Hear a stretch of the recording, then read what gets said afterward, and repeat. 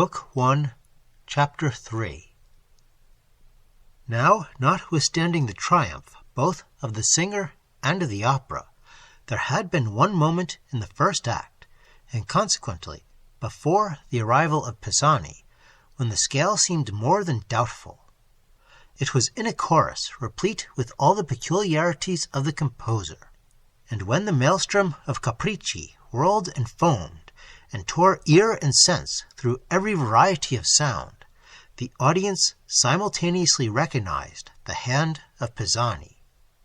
A title had been given to the opera which had hitherto prevented all suspicion of its parentage, and the overture and opening, in which the music had been regular and sweet, had led the audience to fancy they detected the genius of their favorite Paisiello. Long accustomed to ridicule and almost to despise the pretensions of Pisani as a composer, they now felt as if they had been unduly cheated into the applause with which they had hailed the overture and the commencing scenas. An ominous buzz circulated round the house. The singers, the orchestra, electrically sensitive to the impression of the audience, grew, themselves, agitated and dismayed, and failed in the energy and precision which could alone carry off the grotesqueness of the music. There are always in every theatre many rivals to a new author and a new performer, a party impotent while all goes well, but a dangerous ambush the instant some accident throws into confusion the march of success. A hiss arose. It was partial, it is true, but the significant silence of all applause seemed to forebode the coming moment when the displeasure would grow contagious. It was the breath that stirred the impending avalanche. At that critical moment, Viola, the Siren Queen, emerged for the first time from her ocean cave. As she came forward to the lamps, the novelty of her situation, the chilling apathy of the audience, which even the sight of so singular a beauty did not at the first arouse, the whispers of the malignant singers on the stage, the glare of the lights, and more, far more than the rest, that recent hiss, which had reached her in her concealment, all froze up her faculties and suspended her voice, and instead of the grand invocation into which she ought rapidly to have burst, the regal siren, retransformed into the trembling girl, stood pale and mute before the stern, cold array of those countless eyes. At that instant, and when consciousness itself seemed about to fail her, as she turned a timid, beseeching glance around the still multitude, she perceived, in a box near the stage, a countenance which at once, and like magic, produced on her mind an effect never to be analyzed nor forgotten. It was one that awakened an indistinct, haunting reminiscence, as if she had seen it in those daydreams she had been so wont from infancy to indulge. She could not withdraw her gaze from that face, and as she gazed, the awe and coldness that had before seized her vanished like a mist from before the sun. In the dark splendor of the eyes that met her own, there was indeed so much of gentle encouragement, of benign and compassionate admiration, so much that warmed and animated and nerved, that anyone, actor or orator, who has ever observed the effect that a single earnest and kindly look in the crowd that is to be addressed and won will produce upon his mind, may readily account for the sudden and inspiriting influence which the eye and smile of the stranger exercised on the debutante. And while yet she gazed, and the glow returned to her heart, the stranger half rose, as if to recall the audience to a sense of the courtesy due to one so fair and young. And the instant his voice gave the signal, the audience followed it by a burst of generous applause. For this stranger himself was a marked personage, and his recent arrival at Naples had divided with the new opera the gossip of the city.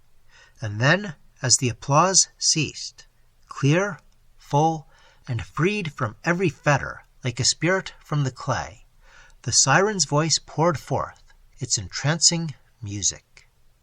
From that time Viola forgot the crowd, the hazard, the whole world, except the fairy one over which she presided.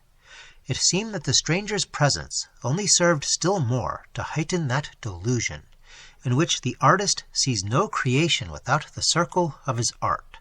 She felt as if that serene brow and those brilliant eyes inspired her with powers never known before, and, as if searching for a language to express the strange sensations occasioned by his presence, that presence itself whispered to her the melody and the song.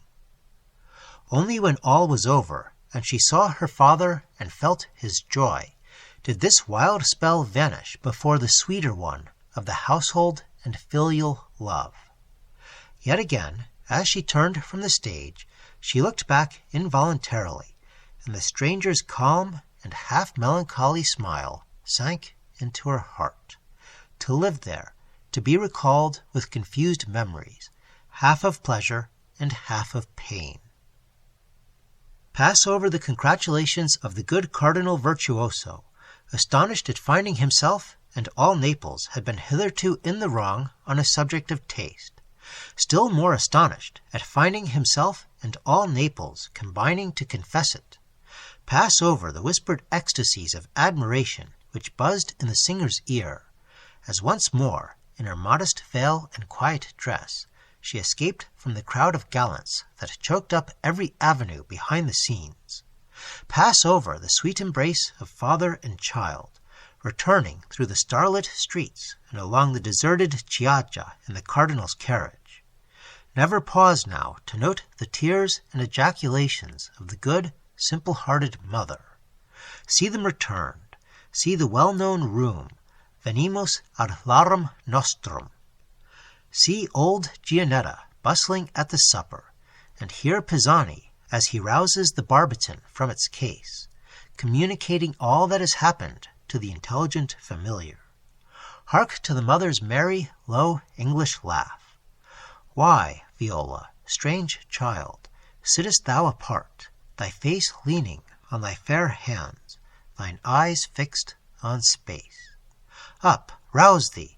Every dimple on thy cheek of home must smile to-night. Ridete quidquid est domi cachinnorum, Catull, ad Sirm Penin. And a happy reunion it was round that humble table, a feast Lucullus might have envied in his hall of Apollo, and the dried grapes and the dainty sardines, and the luxurious polenta, and the old lacrima, a present from the good cardinal. The barbiton, placed on a chair, a tall, high-backed chair, beside the musician, seemed to take part in the festive meal. Its honest, varnished face glowed in the light of the lamp, and there was an impish, sly demureness in its very silence, as its master, between every mouthful, turned to talk to it of something he had forgotten to relate before.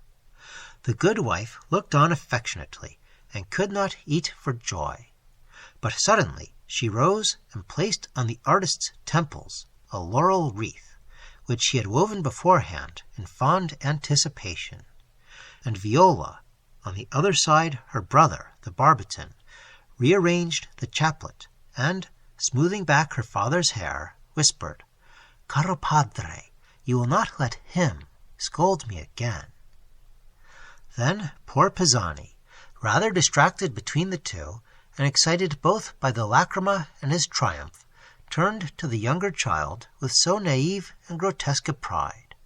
"I don't know which to thank the most. You give me so much joy, child. I am so proud of thee and myself. But he and I, poor fellow, have been so often unhappy together." Viola's sleep was broken. That was natural. The intoxication of vanity and triumph, the happiness in the happiness she had caused, all this was better than sleep. But still, from all this, again and again, her thoughts flew to those haunting eyes, to that smile with which forever the memory of the triumph, of the happiness, was to be united. Her feelings, like her own character, were strange and peculiar. They were not those of a girl whose heart for the first time reached through the eye, sighs its natural and native language of first love. It was not so much admiration, though the face that reflected itself on every wave of her restless fancies was of the rarest order of majesty and beauty, nor a pleased and enamored recollection that the sight of this stranger had bequeathed. It was a human sentiment of gratitude and delight, mixed with something more mysterious, of fear and awe. Certainly she had seen before those features, but when and how? Only when her thoughts had sought to shape out her future, and when, in spite of all the attempts to vision forth a fate of flowers and sunshine, a dark and chill foreboding made her recoil back into her deepest self.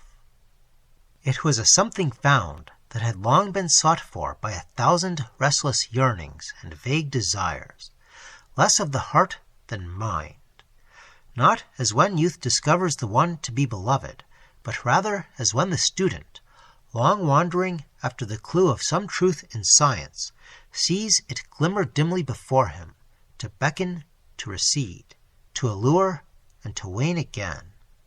She fell at last into unquiet slumber, vexed by deformed, fleeting, shapeless phantoms, and, waking, as the sun through a veil of hazy cloud glinted with a sickly ray across the casement, she heard her father settled back betimes to his one pursuit, and calling forth from his familiar a low, mournful strain, like a dirge over the dead. "And why?" she asked, when she descended to the room below. "Why, my father, was your inspiration so sad after the joy of last night?" "I know not, child. I meant to be merry, and to compose an air in honor of thee. But he is an obstinate fellow this, and he would have it so.